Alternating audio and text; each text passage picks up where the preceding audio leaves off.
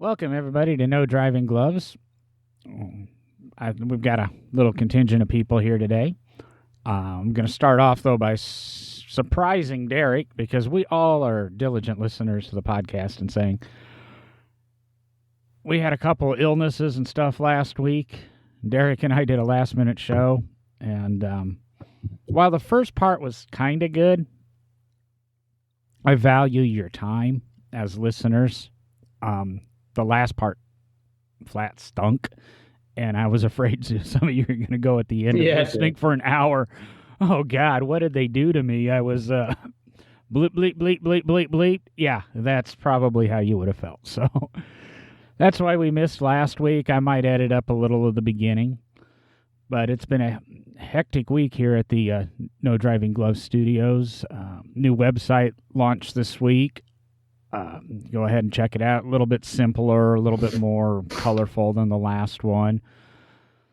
Little bio on our fill-in host now, Sean, who ironically is still sick from last week. But we're hoping to bring you a pretty good show. And we have some, and I probably should tell the guys this, we have some new Patreon levels, and we'll start pushing the Patreon here in a couple of weeks. And the main goal of that is to start generating a little bit of cash so that we can go ahead and start doing the show on video also. I've got to buy another service to do that, and frankly, I don't want to come out of pocket anymore, and hopefully either my co-hosts or our Patreon subscribers will join in and help us. So there's a little updates for all the behind-the-scenes stuff here at the old podcast. What are you guys up to? Who do we have tonight, and what are you up to? I like how you threw us under the bus without even talking to us about it. My show. I'm good at throwing people under the bus. Get on the bus, Gus. Well, obviously I'm here, and oh my God, stop. Well, obviously I'm here. Who's I'm the dog food. Oh, I didn't know dog food could talk. Yeah, it's amazing, isn't it? So your name is obviously Will's here too. Finally, back from whatever he was doing and not taking this show seriously. We're not supposed to take the show seriously. It's kind of hard to record when you're driving down the road and setting up displays at car shows and actually working, but you wouldn't know anything about that. Those museum people, they're just slackers. It's because I have a job I love. No, it's because I have a job I love. If you have a job you love, you don't work a day in your life. Oh! You just sit behind the desk and talk on the phone and try to give people to give you like free Corvettes. I mean, come on. It could be worse and be asking them for free Fords, said the Ford driver. I've got those too. Free Mustangs with 4 doors. I have to be nice about that. The free Mustangs are wrecked from going in the ditch. I have to go talk to the Mustang Museum of America next week about a business thing. So no criticism of Mustangs this week.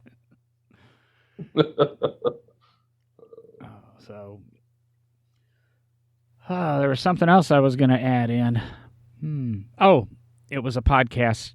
I'm starting to think we might as well not record this show either because you're just going to have to delete it. What's the point? What's the point of the pre-show? By the way, trying to integrate some stuff here. No, this is just a little John bitch about car podcasts. I have a problem, and I stopped listening to Adam Carolla CarCast because they created a second podcast and released it on the same RSS feed. And I don't like the other podcasts, so I stopped listening to them both because there's no difference in them. And this week, another podcast that I listened to. Oh, I thought you were going to say you stopped listening because they don't talk about cars and they just sit around and do a pre-show. No.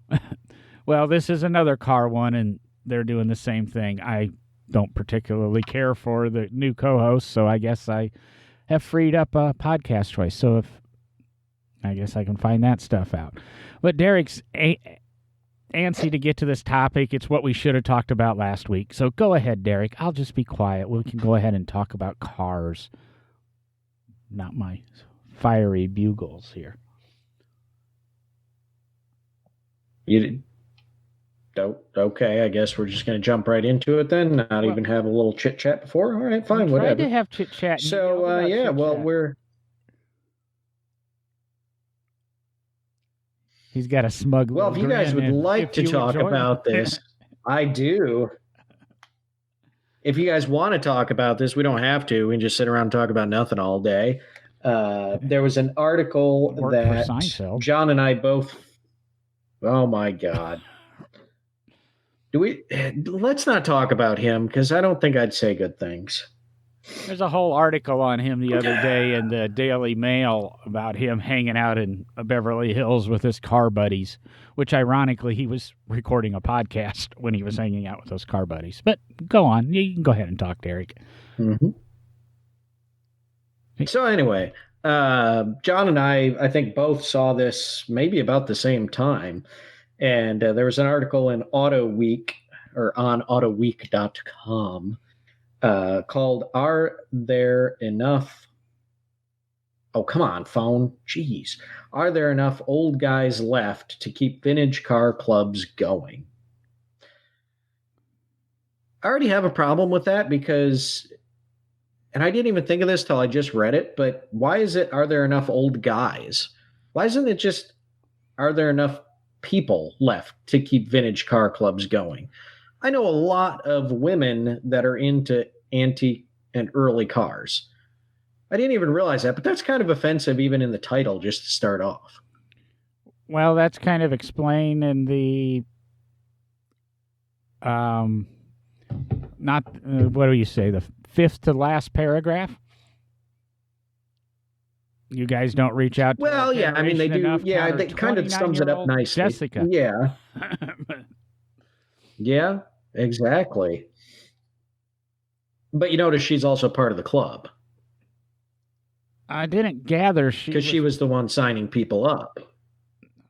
I gathered she was actually part of the HCCA, and I didn't. Was this article really on the HCCA? I thought it was more on the AACA. Oh, HCC. Okay. No, this is about the HCCA Southern California Club, region. And yeah, she is a member of the HCCA SoCal.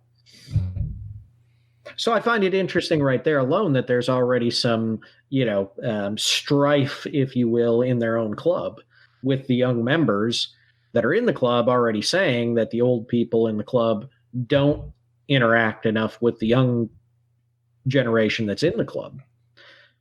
And I mean, that is a big problem with,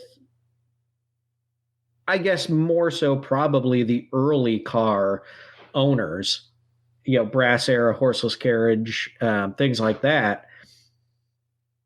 They tend to kind of, I think they have a preconceived notion that the younger generation doesn't care about their cars and doesn't want anything to do with them. Whereas if they'd spend a little time talking to the younger generation about the cars and what's interesting about them, maybe, just maybe, they could get some younger generation, kids involved in the club. Because I know quite a few of us that are, well, I don't really want to admit that I'm getting older, but right now, let's say still 40 and under, but I know a lot of guys that are 30 and under and ladies 40 and under and 30 and under that are very interested in early cars. And I mean, I think that the title really gives one of the answers when, are there enough and blah, blah, blah. And I think, one of these paragraphs or quotes begins is, no, this hobby won't go on because there's, no, said club member and participant, blah, blah, blah, who drives a Packard and a Model T. I've found, and it resonates a lot. There's a local club that does this, but it seems to echo these people don't encourage young people to get into vehicles. These people don't embrace the fact that people are into cars. And I use the example a lot. We all start with cars that we like, and we mature into other things as we dive deeper and deeper into the hobby. And I can't remember the conversation. Actually, I know where the conversation was, and it's on the podcast that I'm now boycotting. That's the way collecting works. I like the stuff from the 80s. I think you and Derek, you and Will are more 90s era people. You're about 10 years younger than me, so the memories work a little bit better.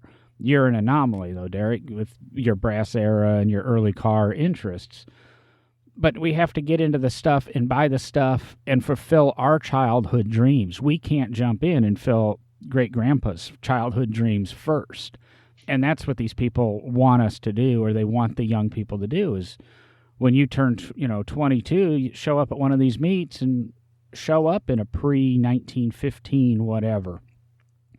What is it? The CCA just recently increased their age or cars from 15 to 32. So anything 32 or earlier is available, or you can be a member. It's going to take a few years. No, I think that was the HCCA. HCCA? What did I say? AACA or? I'm pretty sure it was horseless carriage. Horseless carriage up their time frame. Yeah, so they're things are getting adjusted to a little bit newer cars, and I had a conversation just this week about the AACA, Antique Automobile. Yeah, that a group was saying, hey, we have this parking lot. We get together on this day. No more new cars. We're tired of people coming into our event in brand new cars or newer cars.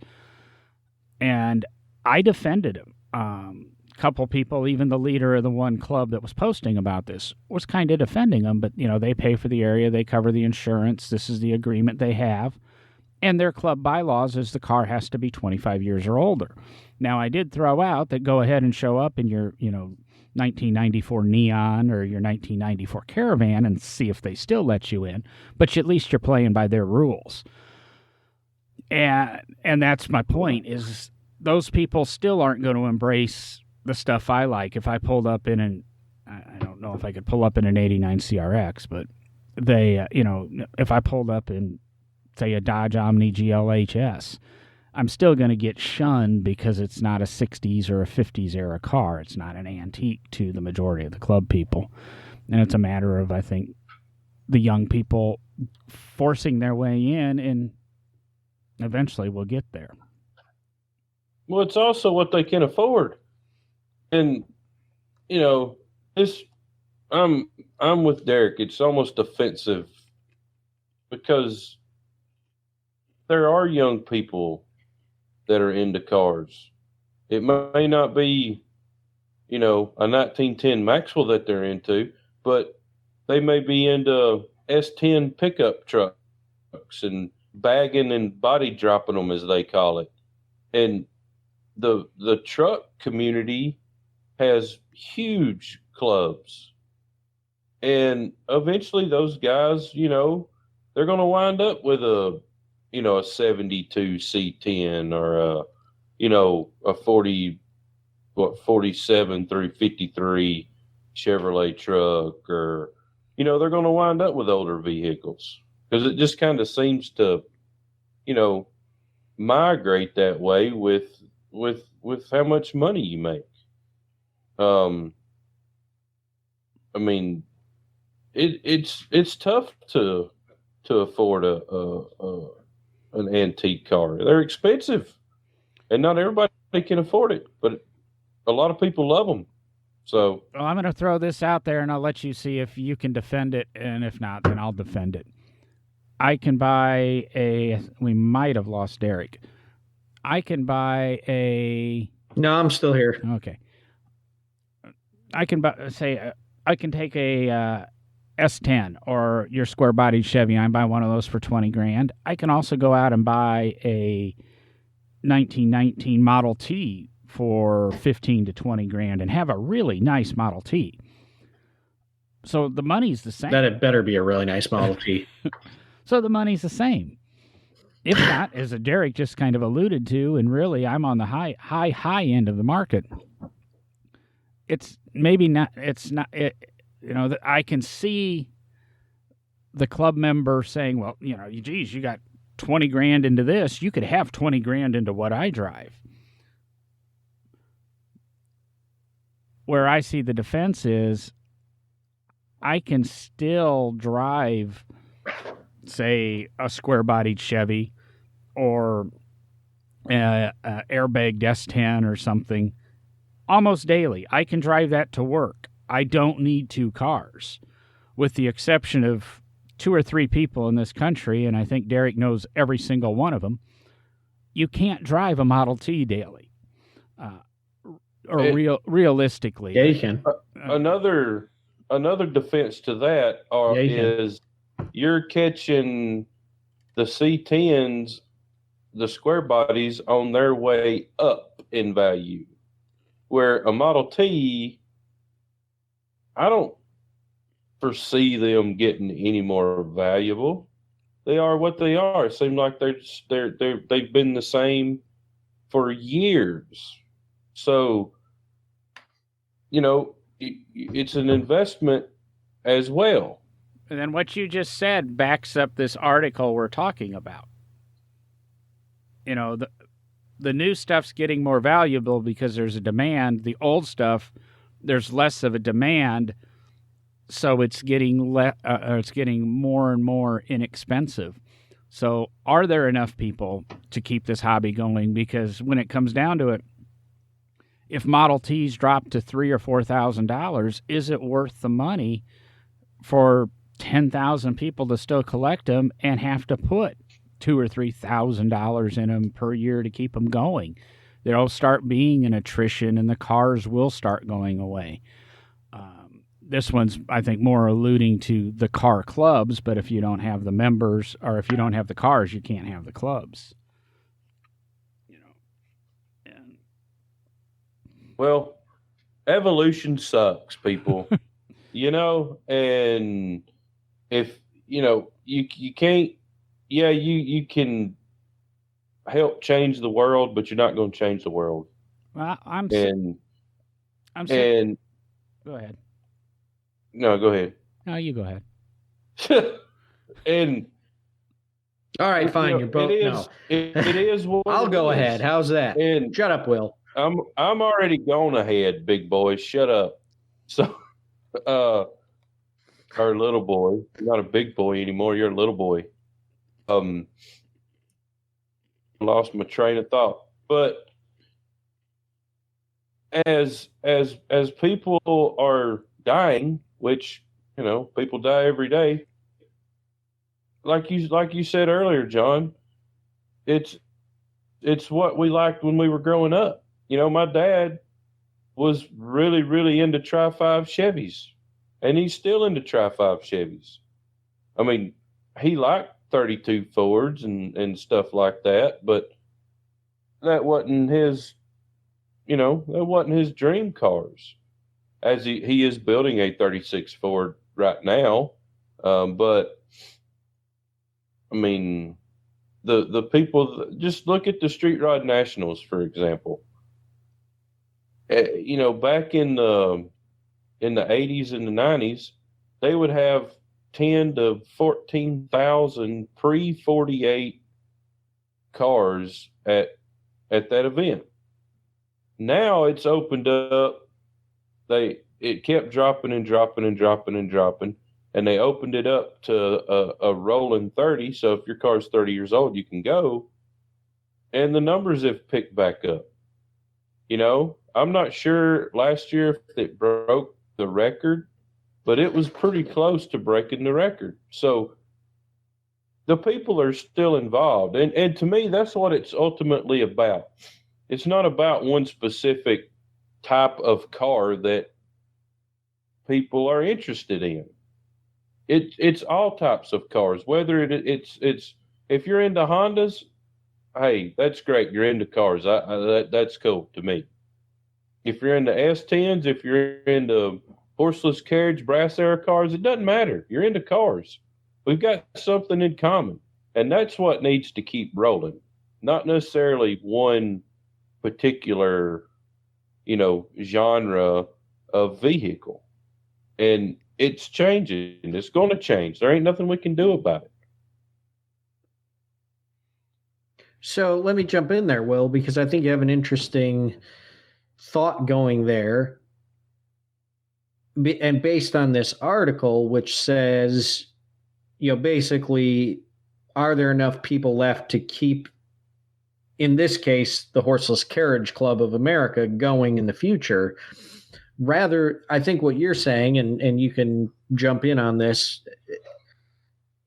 I think what you're saying is rather than think of it that way, you're saying let's stop thinking about it as are there enough people around to keep the Horseless Carriage Club of America going? Are there enough people around to keep the CCCA, the Classic Car Club of America, going? Is there enough people, or are there enough people around to keep all these different clubs going? And maybe what you're saying is maybe it's time to form larger clubs that involve more cars than just specific year ranges.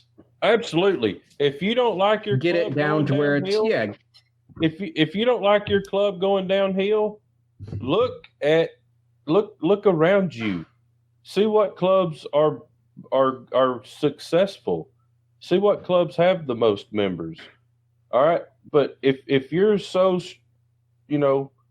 strong-minded that you don't want to open up your club and you want to leave your club the way it is and the rules that your club has, then be closed-minded and let your club go into the tank.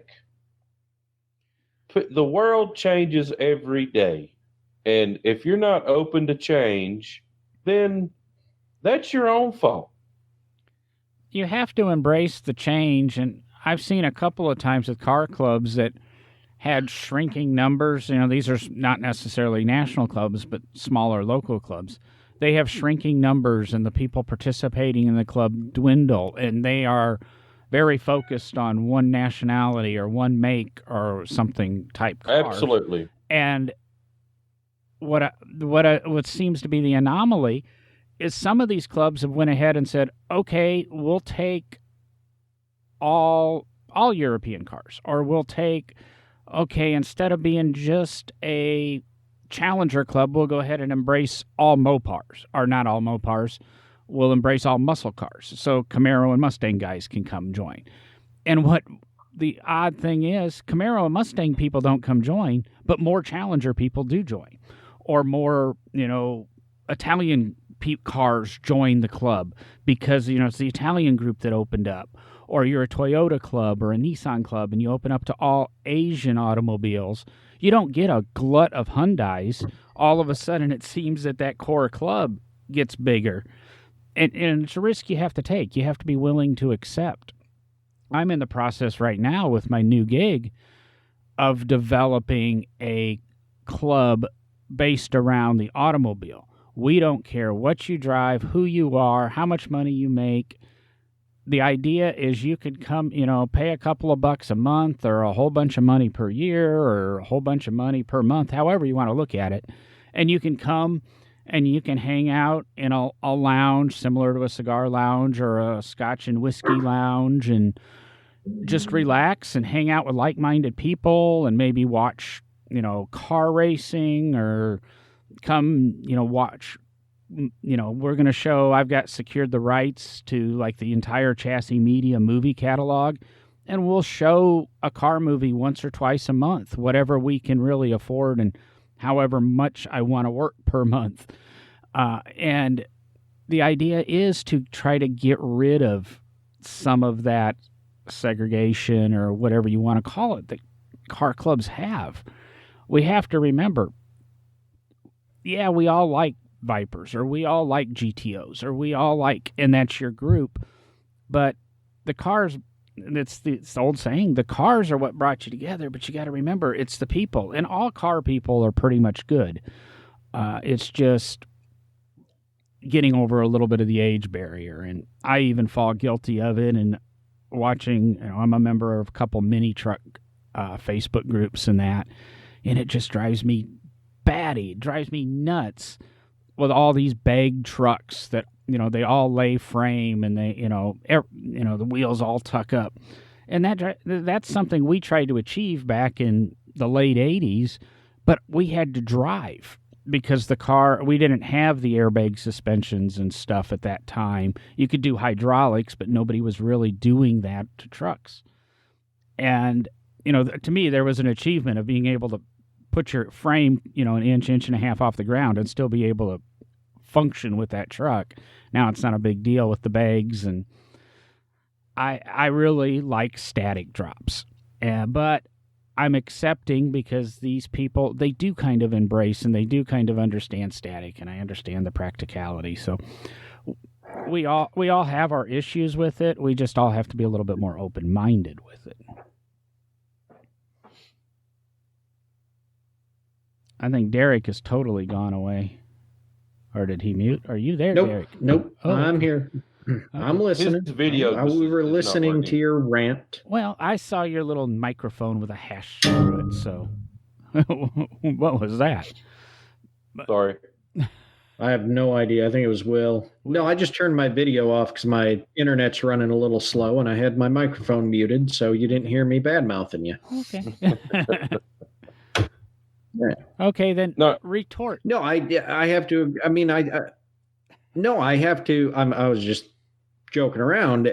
I have to agree. I mean, this is the future of any car club or any, sorry, I lost the word I was looking for, but any hope of keeping the car culture that a lot of people are used to going is for all car people to just come together. And I think this is where things like Cars and Coffee are doing a good thing, because it doesn't matter what you show up in. It's about showing up with your cars, having some coffee, having some donuts, whatever they're doing at the particular one that you go to, meeting the car people, as John said, that are around there, because that's what you're there for. You're there to hang out with like-minded people. And yes, like-minded people does not mean that it's your buddy from across town that has, the same exact car that you have, and you guys have street rotted it the same, or a couple different options that you've done, and you're both in the, Honda Civic club or whatever. No, it's about, hey, I own this Honda Civic that I've lowered and done this work to, and special paint, done a paint job on, or whatever you've done, and just hanging out with other guys that have done that. But it's about meeting the guy that's at Cars and Coffee or the local car cruise or car show that might have a Model T, and you start talking to them, and guess what? They're hopping up that Model T, and especially if it's a speedster, and doing things that you're going to be able to talk and interact with that person based on that level of interest in cars. Even a guy that's taken a Model T back to stock, it's still an engine. It's still four wheels. It's still a chassis, and it's still a body with an interior. Really? How many times do we have to ask the class to turn their phones off? That wasn't my phone. It wasn't mine, and we're the only ones with iPhones here. My wife's phone is linked to our laptop, so okay. Well, all the dinging. So you're keeping an eye on who's calling her. Oh yeah, all the dinging and the pinging is my wife's phone going off. That was actually my youngest daughter calling my wife, who's probably in the bathtub and needs a towel. Somehow. Wait, your wife or your youngest daughter? I'm going to confused. say somehow I'm familiar with that, but that sounds all wrong talking about your wife and daughter. But similar things happen in this household. If we remember, I think there is a lot of validity that the car hobby is potentially shrinking. We've had a couple of conversations on this show that we don't believe it's necessarily shrinking as much as it is. No, it ain't shrinking. But we have to, I think, maybe step back in time a little bit. Ironically, to these pre-15 cars or that era, people that had cars at the turn of the millennia or the turn of the century, going from the 19th to the 20th century, 1800s to 1900s, they all car people stuck together. The people who made them kind of fought and argued with each other, but there was still a little bit of, I want to say, camaraderie. And the people that drove them, they all had to work together because, they had these odd things and they had to make this mechanical nightmare function and become acceptable in society. Where now I think we might need to be back to that. Now cars are kind of shunned by people, or the majority of the public. There are, Will's right. There are a lot of car people out there, but I think when it comes down to it, we're losing numbers to the general population.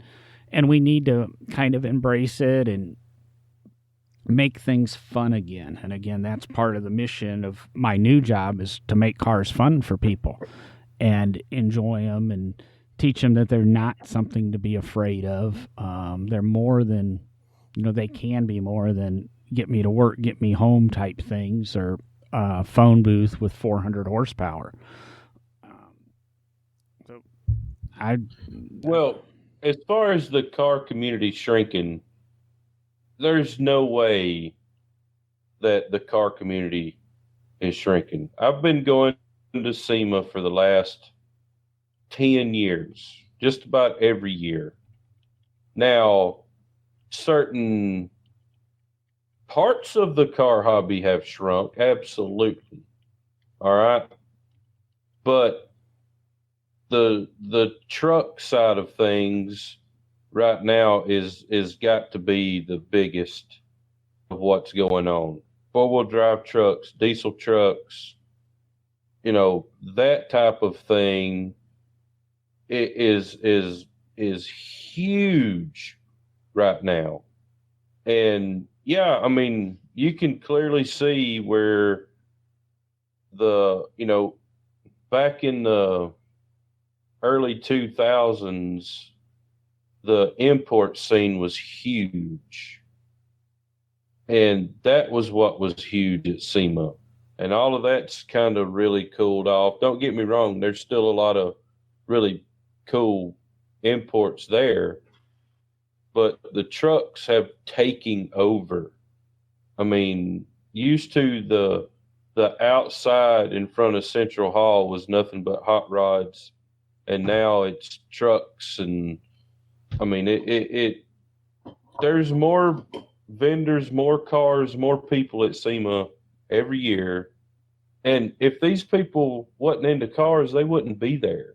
That's the only reason to be there, is you are into some sort of automobile something. Trucks, cars, doesn't matter. Imports, hot rods, mini trucks, Jeeps, whatever, you're into it. So there's no way the car community is shrinking. The area you like may be shrinking, but here we are talking about don't be so closed-minded. Open your eyes. Look around you. Just because it's not your idea don't mean it's bad. I did want to pull going off your statement. I wanted to pull some real world numbers of, here we are discussing how the car hobby's shrinking, and Will's defending that it isn't, and how SEMA is changing. And of course, the SEMA show is going the way the general population is. 1 out of 4 families own a pickup truck anymore. So there's technically 25% of the population are in a pickup truck. That's a huge market. But I just pulled up a bar graph or a graph of the U.S. automotive aftermarket. And in 2007, it looks like about $275 million was spent. In 2018, $275 billion. In 2018, $392 billion was spent, and they expect that to grow another $40 to $50 billion by 2021, 2022. So the market is growing. Granted, I always argue these things. Sometimes it's inflation that helps these numbers. But I don't think you're going to see a 25% increase in the cost of, your Nerf bars or your lift kits or things like that. I think it's meaning they're actually selling more parts and more people are into it. We're just losing because the population's growing quicker than what, people are. And here I am, a huge car guy, and, the biggest and most expensive aftermarket things I've done lately or in the last few cars is add a trailer hitch. Just don't, stay busy, don't have time, etc. On the flip side, the new vehicle we purchased, Zara, is heavily modified. And that was the appeal to her is, it was different than everything else. And that was the goal when we decided to buy, or she decided to buy a new car. I'm so used to trying to make everything group, and Zara's her own person, and she decided one day she wanted a new sport coupe, and so we went and found a new sport coupe, and she ends up having a lot of individualism with this vehicle and a lot of interesting conversations that I don't know if she's quite ready for. I was pulled into the gas station a few minutes after her the other day, and she really wanted to get out of there because she had to get to work, but somebody really wanted to chat about her car, and I took it over and let her go because I have a flexible schedule now. But I'm just saying, Will's right. The market's growing. More money's being spent. SEMA's growing every year, just the number of cars. And Derek's right, Cars and Coffee, Caffeine and Octane, these new shows that are all encompassing are, growing and expanding and are taking the country by storm. To be honest, the number of, say, automotive podcasts, we do really well, and we're pretty consistently in the top 200, 150 automotive categorized podcast on iTunes, or in Apple Podcasts, excuse me. But there's something like 5,000 automotive podcasts.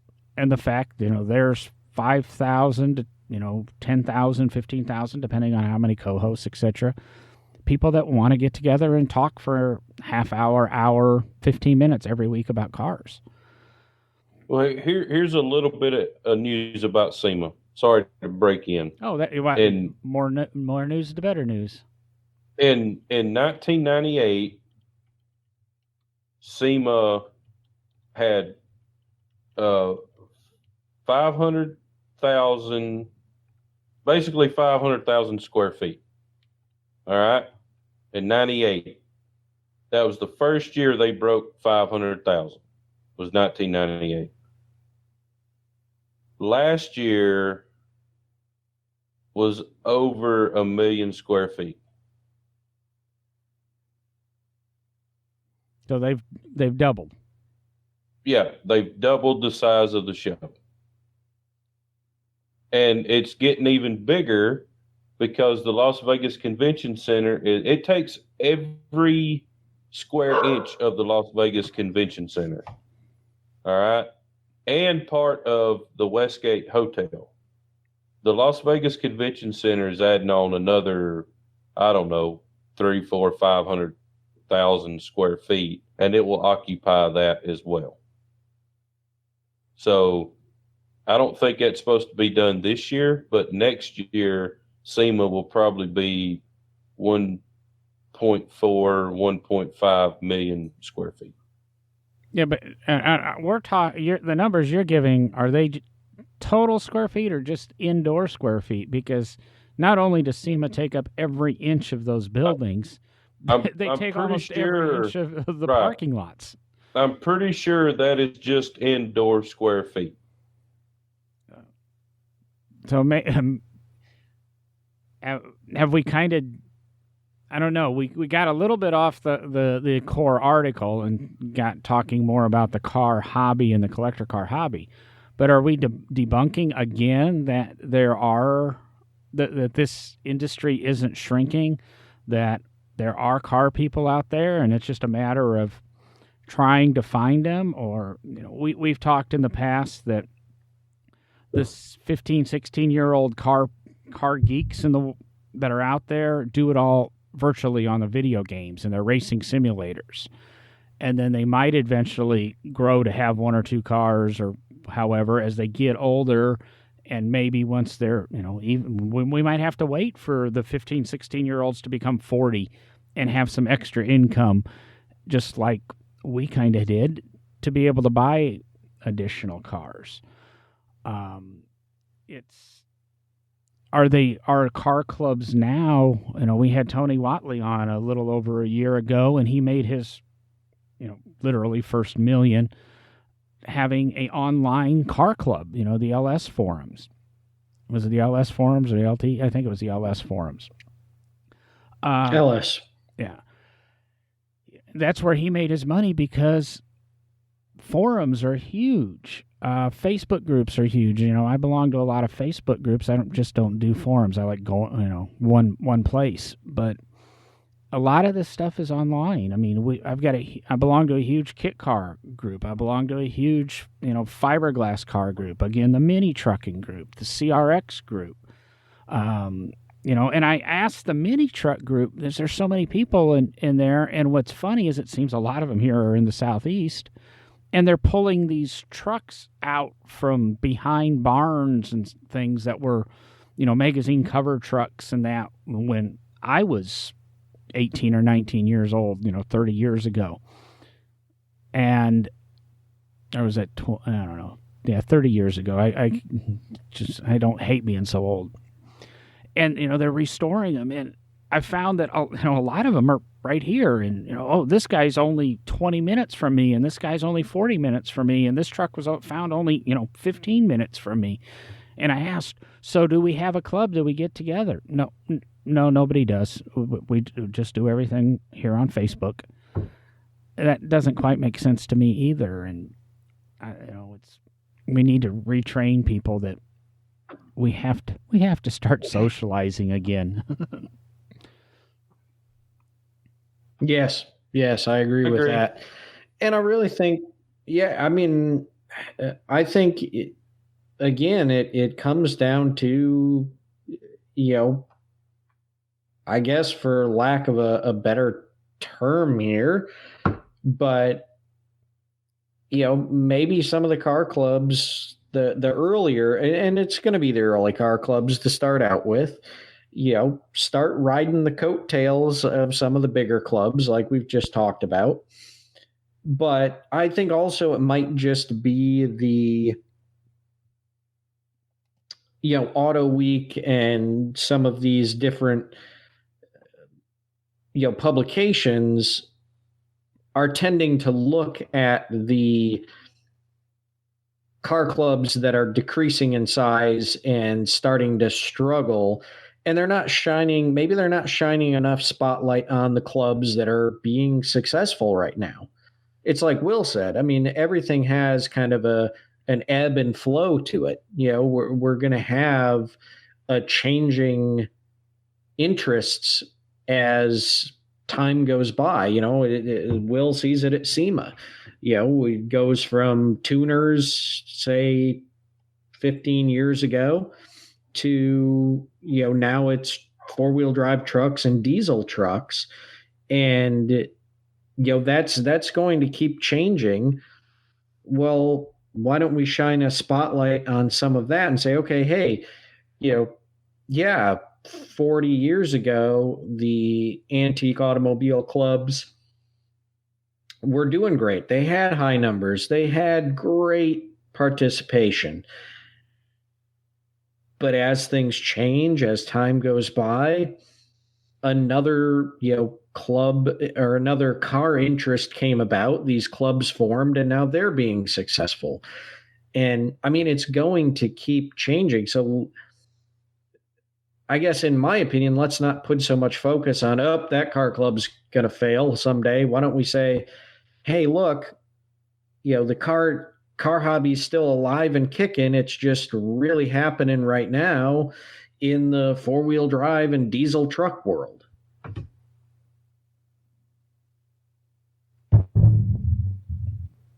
I want to say, I think you do have a point there, Derek. And I think I want to say, here we are again on No Driving Gloves talking in circles. We don't believe the hobby's dying. All three of us live the hobby. I mean, I used to work at a museum, and we never had a shortage of people walking through the doors.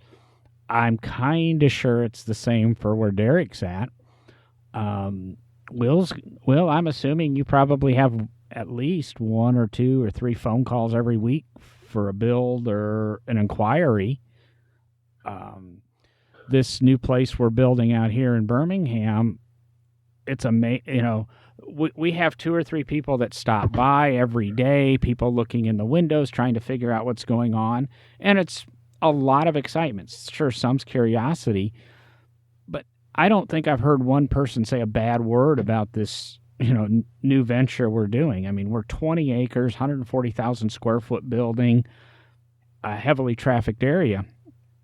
And you would think somebody would have an issue with this, major automotive type complex going in place. Haven't really heard any objections to it. Haven't seen anything in the news. The neighbors that we thought would object the most are embracing us and helping us out. So, I mean, I think the car, we just got to find the right people, and maybe the 3 or 4, bad apples in our bunch really have hurt us. I had a conversation about that today on Loud Exhausts, and how a for-profit company had made too much noise and ended up hurting a club and a nonprofit that's trying to, do their thing. We just have to get out there and, act responsibly, do our best, and try to put a good face on us, and maybe we'll get a few more people joining in or becoming more aware of those that are around us. Well said.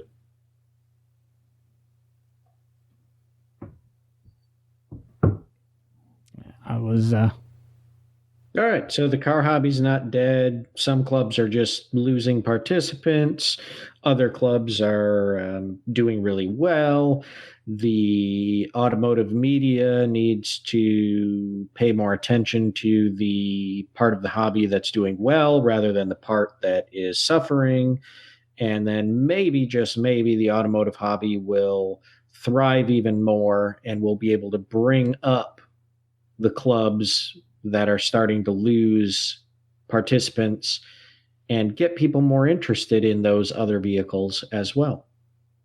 I think your summary's good. The only thing I would add to it, because I always have to add something, is... And that's the show. Yeah. Ice hockey, we're out of here. No, is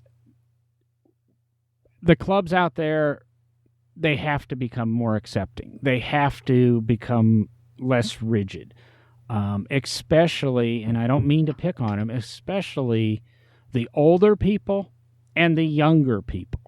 The younger people have to realize, we're always we're old people, we're not accepting necessarily new things, and we resist change. But the old people are going to have to remember we need to embrace change.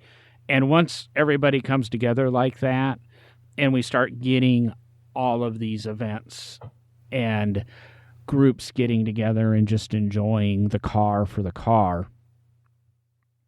then I think we'll start going, hey, it's not that, old cars are losing their fans. It's we're creating the buyers for them, or however we want to go. You go ahead and wrap it up, Will, and I'm going to get out of here for the night. It's about hour-long point. Just remember, don't be closed-minded. That's the biggest thing. If you're wanting to grow something, and you have to be open-minded and look at what's going on around you. Open your eyes, and definitely not calling anybody out here. This is not triggered at one car club or another. I'm not a member of any car club. I mean, well, I'll say that I'm a member of some associations, but not necessarily a car club. And one bad apple can spoil the whole bunch. So that's all. That's really all I've got to say. And the car industry, the car hobby is growing every single day. It is not going away. So you can support what's growing or support what's dying. It's your call.